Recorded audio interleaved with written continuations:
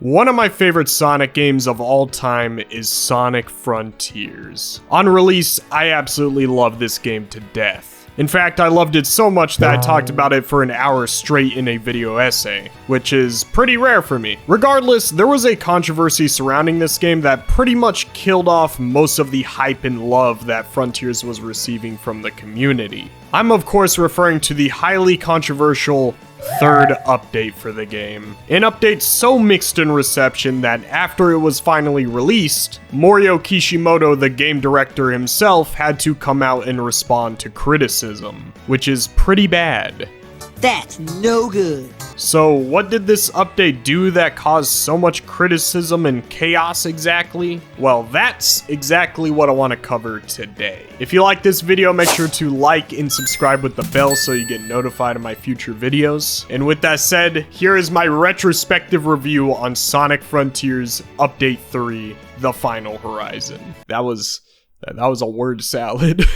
The year is 2023. Sonic Frontiers had just released back in November of last year and was received exceptionally well. And Sega announced a roadmap for some substantial updates coming to the game. Updates that added more content, added momentum, and overall fixes to the general issues of Frontiers. Some people saw this as Sega being lazy and finishing the game after release, which to be fair is probably true, but I was all cool with it, because even without the update, Sonic Frontiers was already a fantastic game. So now, it's just becoming a better game, for free. It's just a win-win. And in all honesty, these updates really did improve the game. Momentum made traversal so much more satisfying. They fixed the Hermit Coco speech boxes that were really f***ing annoying previously. And they even added a spin dash. The spin dash. We haven't had that since like, what? Sonic Adventure? Sonic 06? Maybe? Wait, no, it was in Lost World. That's right. I'm a Sonic fan. I know what I'm saying. However, the big thing that the community really cared about was Update 3. Why?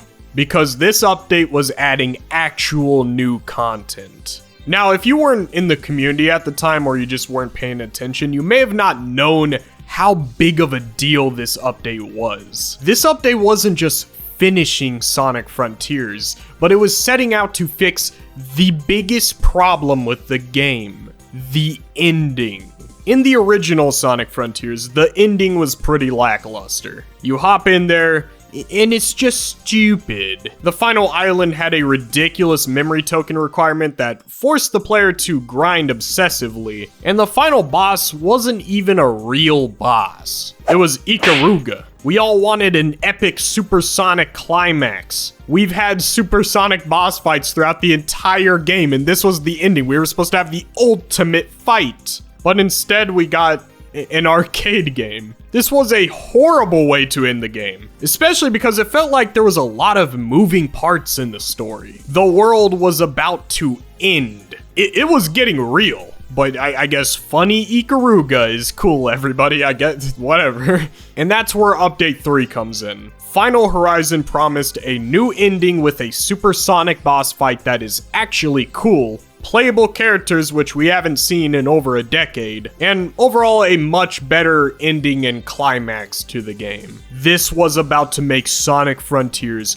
the greatest piece of fiction ever made. And then it released. And it kind of f***ing sucked. Now, I'll be getting into my thoughts on the update in just a minute, but I want to highlight just how visceral the community's reaction was to this update's release. Now, don't get me wrong, it wasn't all bad. There were a lot of people who genuinely loved this update, but at the same time, there was also a very large crowd that was very unsatisfied. It was really divided, with most people's issues being that this update, which was made to finish the game, was not finished. It was very unpolished. There were a lot of bugs on release, and there was some poor difficulty balancing, and just not a whole lot of quality assurance. Some of the playable characters had issues that nobody could explain, like why was Knuckles' turning radius so awful? It was so bad that Morio Kishimoto, the director for the game, jumped on Twitter to respond to a lot of the fans' complaints about the update. He said, and I quote, "This is the end of Sonic Frontier. After the release of the final version, I learned a lot through interacting with you all here. Unfortunately, I was unable to realize all of the opinions you gave me in concluding the game. Instead, I understood the path I should take. It's been a very intense year since release. Thank you." Now, a lot of you may read this as a typical corporate response stuff, but I actually read this as someone who deeply cares about this game apologizing for the condition it was released in. It's actually really sad. Like, let's drop the jokes for a minute. Because when this update was released, a lot of people were calling to have Morio Kishimoto resign or be fired. Unfortunately, Kishimoto did see these people saying that he should be fired. I know this because he liked tweets of people saying this. He's reading what everyone's saying, meaning that he saw the massive wave of hate he got for the update he made, and that's very sad. So after realizing that context, it changes how you view this statement. It's very unoften that we get to see a director or one of the developers talk about a video game they've made and be honest and be real. And this is one of those moments. He gave his heart out to us, and he's apologizing for it. Sonic fans can be pretty harsh, and regardless of how good this update is, calling for Morio Kishimoto to be fired, I just don't think is the proper response. He is a real person with real feelings, and that's just not very polite. Especially because I don't think he's a bad game director. In fact, I think he's an excellent one, and I will be getting more into that as the video progresses. So, no matter what I say in this video, this is not an insult to anyone who worked on this game. And that applies to every critique I have ever made on any Sonic game or video game in general. Because there's a lot that we don't know. Game development sucks, and it's entirely possible that Kishimoto was not given the proper time to flesh out his vision. That definitely happened. And after all, guys, like, we can't pretend like this ain't the same company where Iizuka had to beg Sega to give Frontiers an extra year of development. So this company isn't exactly the most understanding to circumstances. When game development goes wrong, are we really gonna blame the developers, the one that has to beg for more time to finish a game, or do we notice the track record that is so clearly in our face? Come on, guys, let's stop hating the developers. Okay, enough controversy. Let's talk about the update. The best way I would describe the beginning of Final Horizon is chaotic. You begin playing as Amy, and there's just so much thrown at the player at once, and that becomes very overwhelming. First of all, you have a new playable character here. You have Amy Rose. Second of all, there's these colored platforms everywhere that you have no clue what those are. Third, she's level 1, which means she's very weak. She doesn't have half of her moveset, and now you have to go grind for skill points. 4, memory tokens are gone. And 5, you have to go find a Chaos Emerald. Now, on a replay, it's not so bad. Just go grind out some levels with Amy, grab some skill points, and then go get a Chaos Emerald. But as your first time, this is just too much. Because the first thing you probably want to do as a player is try all the cool stuff with Amy. And that's fine, but then you realize that you don't have the cool stuff. You have to go grind for it. And at first, I thought that was a pretty sucky idea. Forcing the player to go grind immediately out of the gate just doesn't sound right. But then I realized when replaying Final Horizon, oh wait, grinding is literally the main gameplay loop of Sonic Frontiers. And the platforming challenges that leads to skill points is pretty much the exact same thing you've been doing all game with the memory tokens. It's the same thing. The whole point of this game is to go around this ADHD-filled map, do a bunch of platform sequences, and grab collectibles. That's what made the original game so fun in the first place, and now you're literally doing the exact same thing you just did for the entire game, but with playable characters. I know that sounds stupid, but the first time I played this, I just could not wrap my head around there not being memory tokens, and I just felt weird. I felt like I was just aimlessly wandering around with these playable characters. What was the point in grabbing skill points? Now I know it's just to make the playable characters more fun, to go get the Chaos Emeralds. But at first, I was lost in the sauce, alright? And with that said, the activities in the open zone have gotten a lot more complex. There are specific platforming sequences meant to be played by specific characters. For example, a pink set of platforms is obviously for Amy, red is for Knuckles, and yellow is for Tails. Now, I will commend Sonic Team because they did something amazing. They made platforming that required player input. I know, round of applause everybody, good job Sonic Team, you did it! Because that was a big issue with the original game. Most of the platforming was just jumping on a rail and holding forward until you got a memory token. Which, to be fair, is really fun when you string a lot of them together, but individually, they just weren't fun. These platforming challenges, however, require a bit more of a conscious effort to complete them. Not only are they designed around every playable character's specific movesets, but they are also a lot more punishing.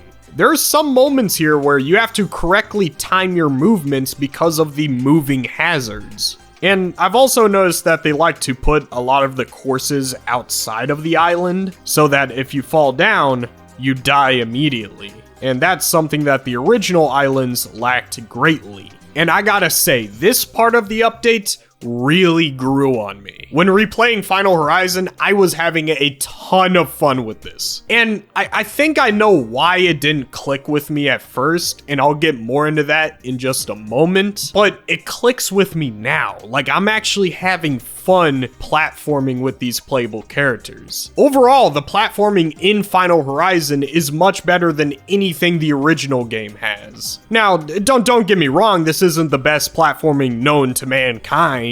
There can definitely be some improvements, but it's so weird playing through these platforming sequences and not have the game hold my hand. It wasn't just a rail I jumped on or a spring I jumped on. There was actual level design. I would have to use each playable character's abilities to complete the platforming. Oh my god! Never before has the playable characters felt equal to Sonic himself. In every other game, sure, I like the playable characters, but none of them reach the height of the Sonic stages. In this game, sometimes I'd rather play as Amy or Knuckles compared to Sonic. Sonic's kind of basic now. Amy can do a double jump.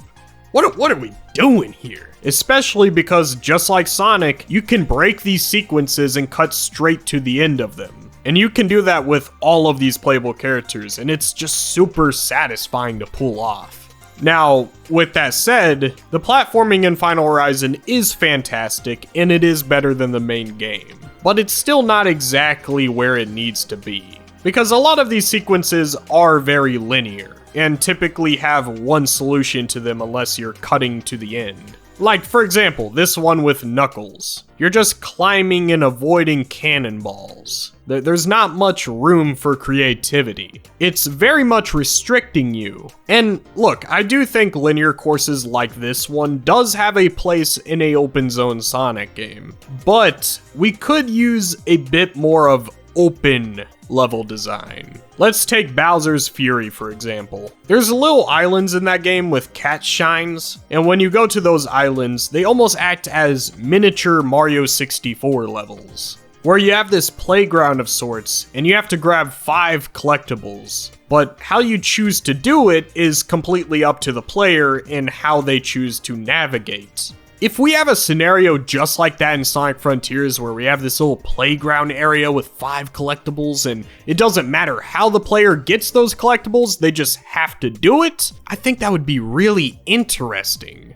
Giving freedom to the player to platform around instead of a linear obstacle course is something that I think would be far better for Sonic in my opinion, especially for a game that is supposed to be open. Imagine finding a jungle gym and using your momentum to get higher up to grab a collectible. And that was your decision to do that. the game didn't hold your hand, or using Knuckles to climb around freely to find collectibles, instead of just, here's the red blocks, now climb here. If we add little collectathon playgrounds like the ones in Bowser's Fury, mixed in with a fair share of linear platforming sequences, I think that would create a perfect balance for an open zone Sonic game. And in all honesty, it sounds like the perfect Sonic game. Like, that would genuinely be the best Sonic game ever made. And part of me feels like we're heading in that direction, because Sonic Frontiers, what it really needed was substance to its platforming. And with Update 3, we're getting some substance. Not amazing, but you know, it's something, and they just have to make it interesting. Just give it substance and make it interesting, and we're on that path.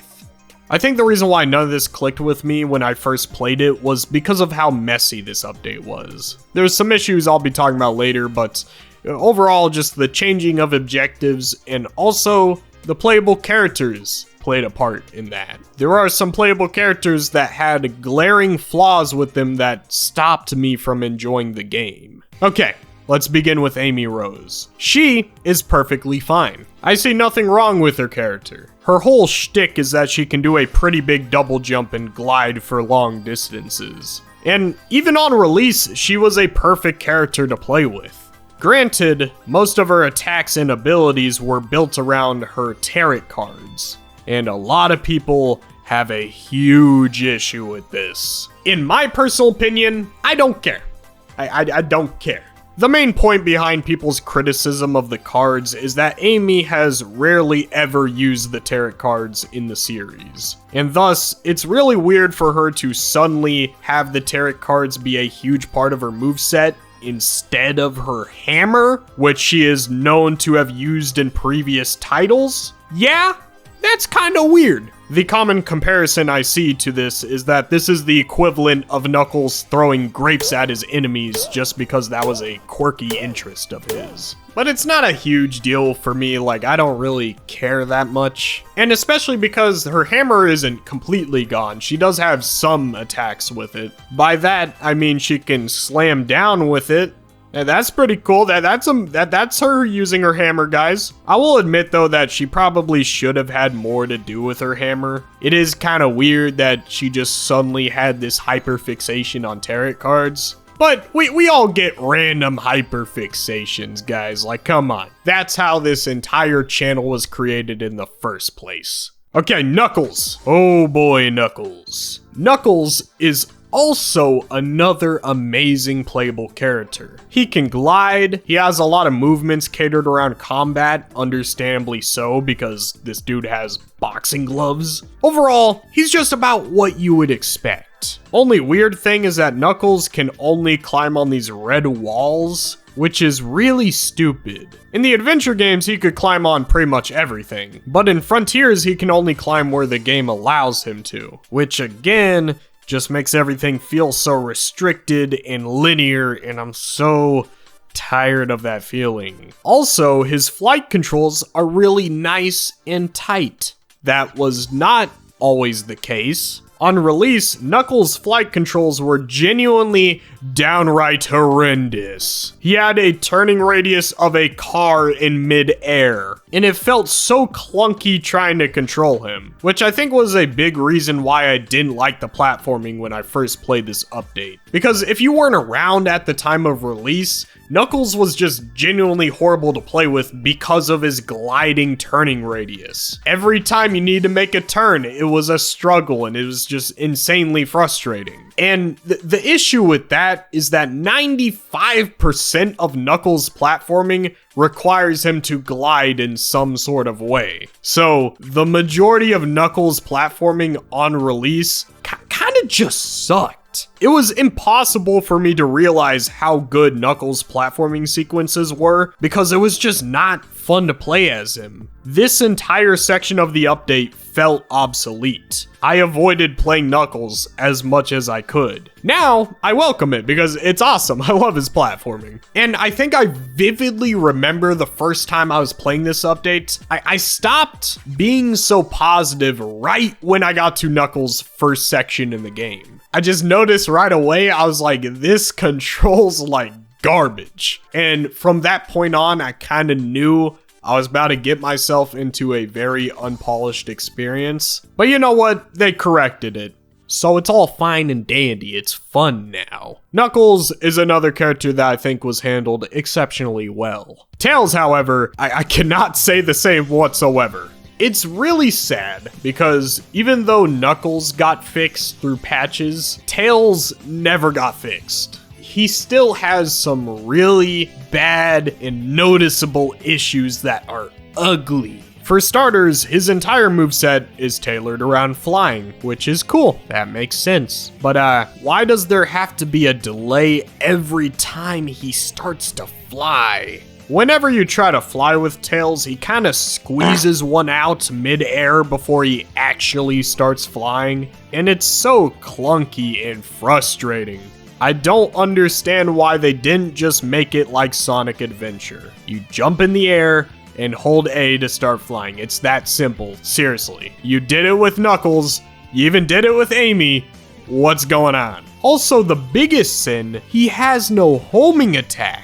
What the hell were they thinking? The homing attack is a move that exists for a reason. Sonic characters are really fast. Very fast, might I add. So, when you're going like 100 miles an hour, it's kind of hard to just stop, try to jump, and land your jumps correctly on an enemy. That's the point of the homing attack. You can hit your enemy without breaking the pace of moving fast in a Sonic game. That's why the homing attack exists, and Tails is just as fast as the other characters. So, why? You want to know why it's okay when Mario doesn't have a homing attack? Because he's not going 200 miles an hour. It doesn't ruin the pacing for him to correctly jump on a Goomba. So when you restrict Tails, who's just as fast, it makes it really awkward. Now, the biggest defense I hear for Tails is that if we gave Tails good controls, he would just be overpowered. And my response is, yeah, just like every other character in the game? Amy can glide and jump over like 80% of her courses. That's not a critique. I like that fact. But it's still easy for her to do. Knuckles can glide from any high place and reach the end of a course. Again, not a critique. I like that.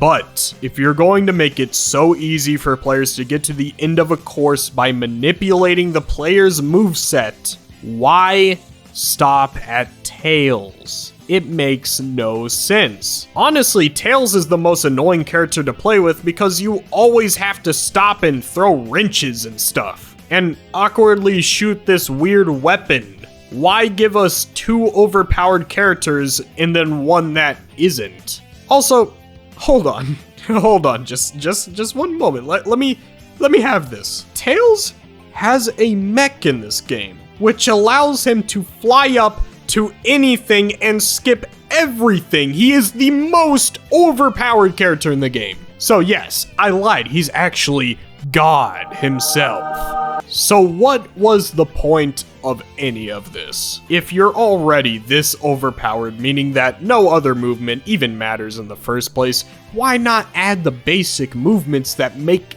the game fun? Why do you refuse to give Tails the basic functions of a playable character?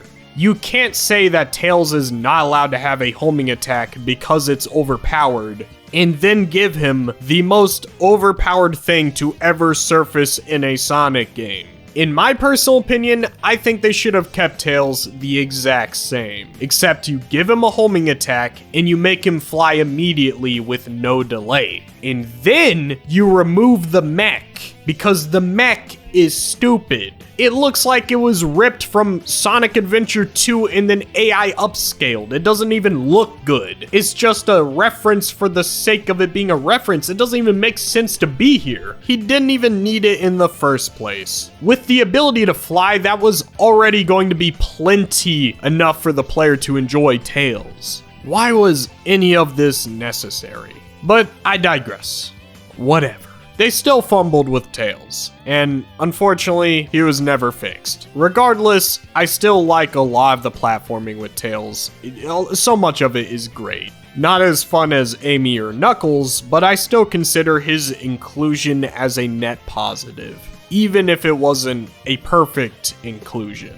Now, let's talk about Cyberspace. I will say that Cyberspace this time around is a bit unpolished. However, I still really like it, mainly because of how experimental it is. There's a new gimmick in every level, and I like that. I like it when developers don't just do the same thing over and over again. They try new wacky and bizarre stuff. My favorites are the moon jump level where gravity is at 0 and you just go flying. Or when you race Tails, it's actually somewhat challenging to beat. You never would have thought this was possible. The biggest thing though is momentum. Kishimoto put a lot of platforming in this update that involves momentum. In all of the Cyberspace levels, there's always slopes that you can spin dash up and go flying with. And I can't express enough how satisfying this is. Especially because when you go flying, there is no automation. You have full control over Sonic in the sky, and you can move him wherever you want. Sonic Team is actually making momentum-based level design. Are you guys seeing this right now? Nobody's talking about this. Nobody's ever talked about this except for me. Maybe that's wrong. I haven't actually watched many videos on the subject. Again, though, it's not the most polished, because sometimes you'll spin dash up a slope and you'll see so many different pathways and directions that you have no clue on where to go. It's like a giant jungle gym of random stuff thrown everywhere. There's one level where you have these fire boosts and you're supposed to use them to propel yourself higher through momentum. Really cool, one of my favorite levels. But when you do that, you realize, whoa, what are the level designers doing? There's this one point in the level where you have to platform up these giant hollow towers, and it's so confusing and weird. This Cyberspace stage was cooking so hard. This was an amazing level until you got to this point. Because like, what is even happening right now? But oh man, the worst one. There is a Cyberspace stage in Update 3 that, for whatever reason, is open. And I'm not talking open like different pathways. No, it's just a map that you jump around in, and there's a bunch of slopes and platforming. Pretty much the open zone being thrown into cyberspace. And maybe it would have been a cool concept, but since the game's poppin' is so atrociously bad, you can't see the platforms. So when you try to spin dash up a slope, you can't see where to go or where to land until your very last moments. Everything always just appears in front of you, and this level kills you because of it. The goal is hidden in this stage, and trying to find it is genuinely so awful. You can't even see where you're going because everything is invisible until you get 5 steps away from it. Who the f designs a level like this? This is garbage doo-doo butt water. I don't even know what anyone was cooking with this level. This must have been done on a late night. Ain't no way that somebody with 8 hours of sleep made this level. Overall though, there was a lot of experimentation. Some were bangers and awesome levels, and others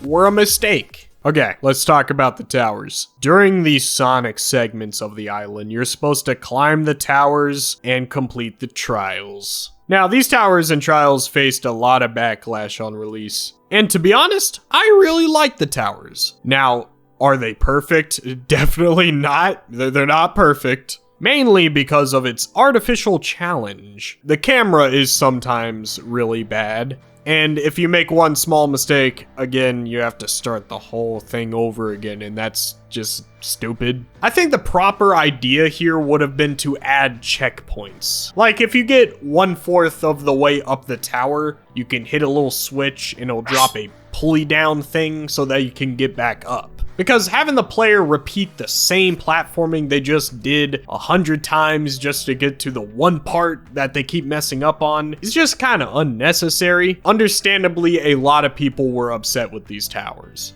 I mean, after all, they did do one of those pulley things at the end of the 5th tower. Once you complete it, you hit a switch and then bam, you can jump on this pulley thing. I don't know what to call it. What is this? A pull, you pull on it or you hang on it and it like brings you up. What do you call that? I don't know what to call that. I've been struggling on scripting this for like 20 minutes. Somebody tell me in the comments. I have no clue. Again, it doesn't hold your hand. It's not automated. You actually have to time your jumps and platform competently. This is some of the best platforming in the entire game. And on top of that, there is momentum-based platforming. There it is once again. On the very first tower, you have to spin dash up these slopes to get higher, and I love that. No dash panels, you're just spin dashing and using the physics to proceed. Yes, thank you, Sonic Team. You're finally seeing the vision. Now, with that said, it's not perfect. There are some moments that are a bit stupid, such as this one where you have to side loop around these dash panels on a very small platform. Why? This is just stupid. This is just tedious, and it feels like a flick to the nose. Like, what are we doing here? Or this part, which I think is probably the worst example I could find. You have these sideways slopes, and I think you're supposed to boost or spin dash up it like the other slopes, but if you do, the boost or spin dash will be overpowered and you'll likely overshoot. It happens every time. So I guess the solution is to walk up these slopes, but since they're sideways, it's kind of awkward and it feels like the developers did not intend on it being completed this way. Again, sometimes the experimentation works, but a lot of times there's stuff like this where it's like, why? What do you even want me to do here? So yeah, the towers grew on me a little bit. Are they perfect?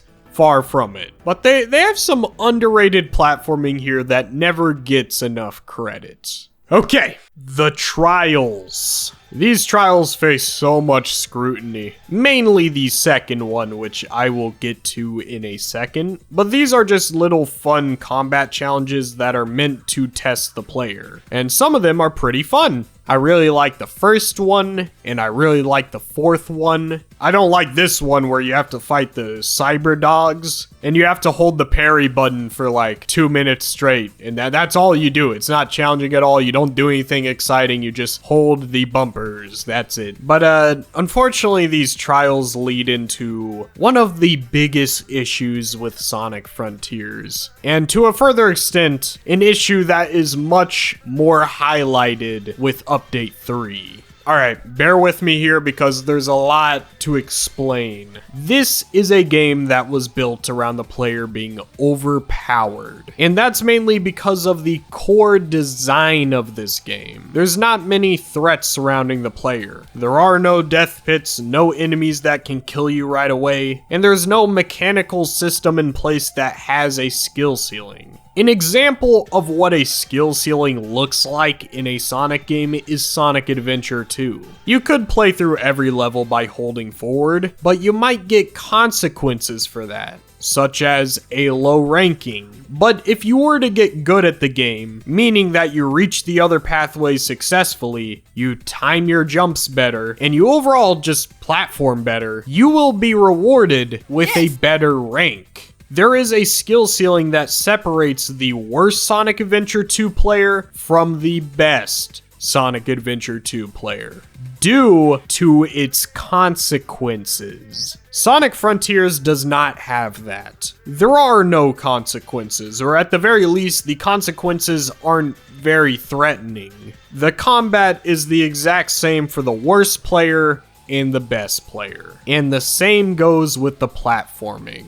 If every platforming segment is automated and every combat session can be defeated by spamming a combo, what can the best player actually do to put them above the worst player? The answer is complicated. With the base game, there's nothing you can do. If you know how to spam a combo, congrats, you're a professional at this game. If you know how to hold forward, you're a professional. Now, it's different with Update 3. I think the designers realized this issue and they tried to force challenge into a game that isn't built to have challenging elements. and that, unfortunately, has varying results. One positive is that most of Final Horizons platforming isn't automated. The new consequence for failing a jump is sometimes starting over or dying. The platforming is for sure better in Update 3 because it's actually challenging. But that's the most they could do, because they can't place any enemies that can kill Sonic because the ring system prevents that, and there's barely any death pits because the open zone doesn't have death pits. I think that's why they put a lot of the platforming off of the map so that they can shoehorn in death pits, because death pits is a great way of bringing consequences to the player. I do think this is a very positive way of dealing with the automation in Sonic Frontiers. The same cannot be said for the combat. Since it's so easy to pull off combos and just press a singular button without needing to time it, you can't make the combat challenging. You legitimately cannot, at least without breaking the game. The developers realized this and they did exactly that. They broke the game. So what they decided to do is place time limits on the combat. Trial 2 is a good example of this. You have these flower petal enemies who are extremely easy to kill because of how easy the combat system is. So how did they make this challenging? Well, the only answer is to put a BS time limit. That's the only way you can make this challenging.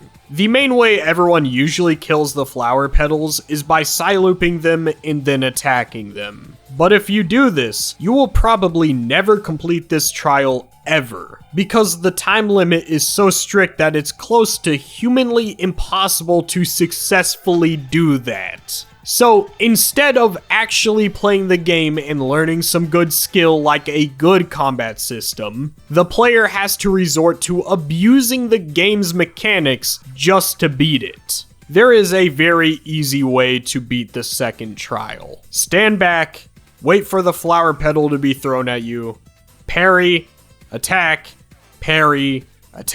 until they are dead. If you do that exact sequence of attacks, you will without fail always beat this trial with time to spare. But was it really intended to be fought like this? Did the developers really intend for the player to do this very specific action? Because this action isn't taught anywhere throughout the game. The player just has to use the pre-existing knowledge to remember that the parry exists and use it on this enemy. And if the combat is so automated and easy to the point where under a time limit, the only skill needed is to spam a parry, that is a terrible combat system. I much prefer the fourth trial where the knight just moves exponentially faster. Mainly because if you're not fast enough, he'll just kill you. So now there's a little bit of skill. It's not as skillful as an actually competently made combat system, but at least here you can't just combo spam immediately. You do need to time your attacks and have some reactionary time. In my opinion, with the combat system of Frontiers, the only somewhat decent way at making a challenging enemy is to just make them faster. And that kind of sucks. They need to redesign this entire combat system. And this issue extends into the final trial. And oh boy, if you were here for release, then you already know. I don't even have to say it. You have 400 rings, aka 400 seconds to beat all 3 Titan fights. Again, since the combat is too automated and easy, the developers are once again panicking on how to make this fight challenging. They don't know how to. So now the time limit forces the player to once again break the game to beat it. Just spam stomp. That's all you gotta do. In fact, you must spam stomp. The time limit is so strict that if you're not spamming, you're losing. Plus, if you play on hard mode, the parry is limited, meaning that you can't just hold it forever, you actually have to time it. And that sounds cool, having to time a parry like a normal game, that sounds awesome, but it still falls flat. Mainly because the parry has a delay to it, meaning that as soon as you perform it, it doesn't automatically parry. it takes a second before your parry actually works. So, you're likely to mess it up a bunch. You're not gonna time it correctly. It's too hard to time it correctly because it doesn't even work properly. And on top of that, these fights have horrible choreography. It just creates a giant, unpolished experience. It's to the point where I just decided to never beat Update 3 again after I beat it. Why would I go through multiple hours trying to beat this one trial again, just to play through it again? It's not worth it. But thank God, the game was patched. If you play on easy mode, you get 600 rings, meaning that you now have 600 seconds to defeat all of the Titans. And while it may not be challenging anymore, it is a far more enjoyable experience. And I can actually replay Update 3 now. I don't have to be dreading this final trial that I know is going to take an hour or two to beat. And look, I understand that a big critique of Sonic Frontiers originally was that the game was too easy, and I understand that the developers wanted to make the game more challenging for the third update, but the game isn't designed to be challenging. If making the game more challenging sacrifices some of its quality, then it's just not worth it. Just keep it easy and deal with it with the next game. You should never force a game to be something that it's not. I think the next game needs to completely revamp the entire combat system. The combat doesn't need to be complicated, nor do I think it should. This is a Sonic game, it should be a simple combat system. Just make it harder to perform a combo. If the defense is up, you shouldn't be able to perform it. And on top of that, you shouldn't be able to spam it constantly. You gotta stop that, that's ridiculous. And the parry needs to be timed. And also, the big one, and I think this is kinda controversial to say, the ring system needs to be reworked. I think Sonic should have a health bar. Now don't kill me. I still think he should drop rings, you know, as a cute animation and for a consequence for being hit. But rings should not equal health bar anymore. It's causing way too many issues. With a health bar, there is a set consequence for sucking at the game, but if you lose your rings and you keep picking it back up, you're never going to lose. So yeah, I think they should rework it. If Sonic Team is serious about the combat, I think Sonic should have a health bar. And I know that is crazy and almost taboo, but come on guys, it needs to be done. At least I feel that way. Anyways, enough about that. The biggest thing this update did was it remade the final boss, and it's epic and awesome. Genuinely one of the coolest things you'll ever experience in a Sonic game. My only critique is that you have to destroy the tube hooked up to the end, and it's hard to lock in on it. I just press the bumpers and sometimes the homing attack reticle switches to it, but sometimes it doesn't. It's really annoying. But besides that one hiccup, this fight is fantastic and is an amazing conclusion to Sonic Frontiers, especially because of Super Sonic 2. This is so awesome. I always thought it was weird that Sonic never had a new super form in this game, especially because you can see Sonic get more and more worn out with his super form. Like in the third Titan fight when he gets knocked back, he looks like he's in pain, and we've never seen Super Sonic in pain before. There's even some hints throughout the game, such as when Sonic says, I'm gonna need the Chaos Emeralds, and maybe a little bit of luck. Sonic, that Titan down there, do you really plan on fighting that? Even as Super Sonic, that thing is... almost foreshadowing that a new form was coming by the end of the game. But then you get to the end, and it's like, oh, I guess Super Sonic was enough. Wow, how anticlimactic. So for there to be another form, it feels a lot more satisfying, and it makes sense with the story. If Super Sonic struggled for the entire game, how is he gonna beat the best Titan of them all? It doesn't make sense. So now it feels completed. And look at that super form, it is so cool. Sorry, Master King. Looks like I'm going all out after all.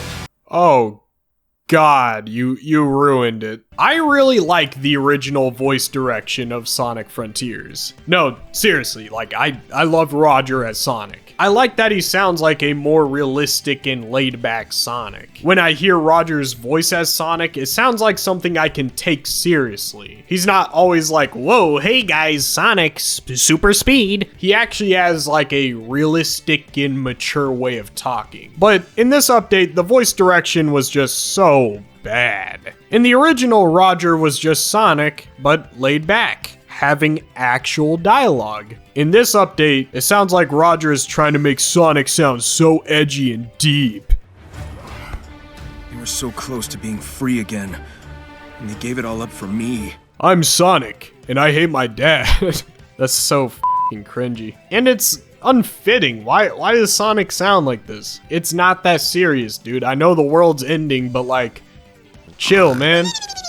Also, I really like the story for Update 3. I forgot to mention that. It's just that the voice direction was a bit off-putting. Anyways, where were we? Oh yeah, Supersonic, epic final boss. Yes, so awesome.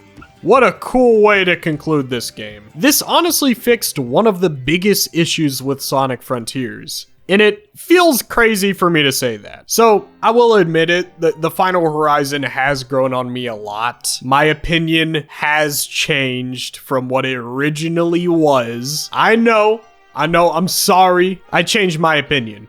Alright, I speak my mind. And after all, it's not like every criticism I said wasn't valid. Some things were genuinely improved through the patches. Before, I could never see myself replaying this because I didn't want to play as Knuckles again. And I knew the final trial would take me over an hour to complete. And I don't want to play something I know I won't finish due to how unpolished and broken it is. But you know, the patches did in fact make this update finishable. And through that, it made me realize that I was so focused on the glaring flaws of Final Horizon that I didn't see the forest for the trees. There's a lot of great stuff in here. Platforming that actually requires input, genuinely amazing playable characters, and experimental level design. It's far from perfect. It's very unpolished, even to this day, but the highs definitely outweigh the lows. And honestly, this might be my new favorite part of Sonic Frontiers. Replaying this update has only made the game better for me. I love Sonic Frontiers, and even though everyone else has turned their back on this game, I've stayed enjoying it even 3 years later. And I want to leave off with this, so listen closely. If you don't like Final Horizon, that's perfectly fine. There's a lot of things to not like about this update. There's a lot of issues that have never been addressed. But one thing is for sure, this update is anything but safe. Sonic Team threw all of their ambitions into this one free update. They recreated the ending to this game and finished the game that they weren't allowed to finish initially. This update was probably made in less than a year. Judging from Kishimoto's tweet, he said it's been a chaotic year. Meaning that they made all of this level design, all of these playable characters, animated all of these cutscenes, including the ending ones, which probably took a ton of work, rewrote the game and script, and re-recorded lines within 1 year. Do you understand how much work that is to do in under a year? Because that means the focus of resources and developers had to be everywhere, and that's a lot. So when I see Morio Kishimoto being called to be fired after this update, it just feels unfair. Like, this dude didn't even get to finish this game in the first place, and now he's being given the chance to under a strict time limit, and I almost guarantee you that caused a lot of crunch. Those developers probably never slept. And it's not like he played it safe either. He still tried every ambitious idea in this short amount of time. And guess what? It wasn't all bad. The playable characters are excellent, and the fact that he actually tried with momentum-based level design, something he's never done before, should be nothing short of a win. This update was a massive experiment that was trying out things that us as Sonic fans have always wanted. Less automation, momentum, playable characters, everything.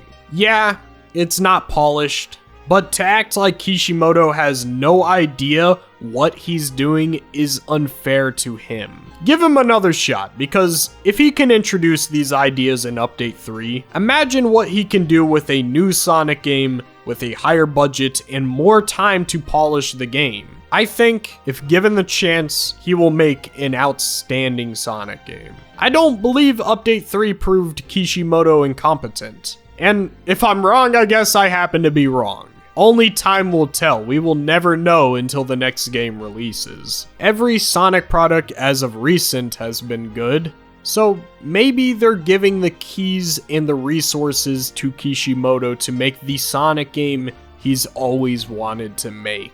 Maybe we just need to have a little bit of faith. Hey there. My voice hurts. I've been recording for 2 hours now, and I don't know how long this video is going to be when I cut it up, but we'll see. If you like this video, make sure to like and comment and subscribe with the bell. I love you guys. I have more retrospectives coming soon. Peace out.